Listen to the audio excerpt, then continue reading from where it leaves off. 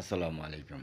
প্রিয় দেশবাসী ও দেশের বাহিরে যারা আছেন ও আইন প্রশাসন, উপদেষ্টা যারাই আছেন, ডিবি, র্যাব, যৌথবাহিনী, সেনাবাহিনী যারাই আছেন, সকলের কাছে আমার একটাই চাওয়া ও পাওয়া এবং অনুরোধ।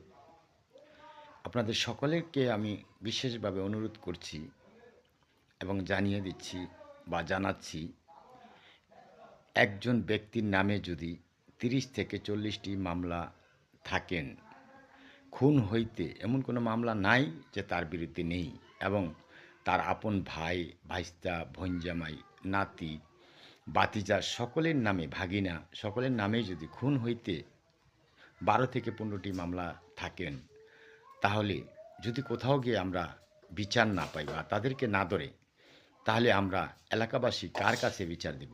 কোথায় যাব বলেন? আপনাদের কাছে আমার একটাই প্রশ্ন বা চাওয়া পাওয়া এবং অনুরোধ করছি, এই ইয়াবার সম্রাট খোকন বাহিনী নামে পরিচিত আমাদের টঙ্গী পশ্চিম থানা অধীনে ৫২ নং ওয়ার্ড দাঁড়াইল পশ্চিমপাড়া বটতলা খোকন বাহিনী সিন্ডিকেট গড়ে তুলেছেন। তাদের নামে খুন হইতে একাধিক মামলা রয়েছেন। তবু আমাদের টঙ্গী পশ্চিম থানার পুলিশ প্রশাসন তাদেরকে কেন ধরছেন না? আপনাদের কাছে এই প্রশ্নটা আমার রয়েই গেল।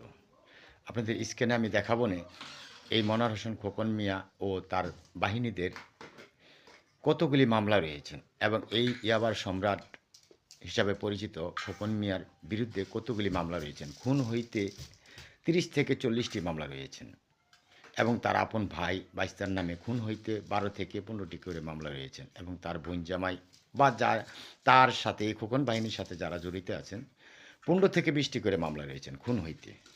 তবু কেন তাদেরকে ধরছেন না আমাদের টঙ্গী পশ্চিম থানার পুলিশ প্রশাসন? আপনাদের কাছে এই কথাটা আমার জানার ইচ্ছা অনেক বা প্রশ্ন রয়ে গেল।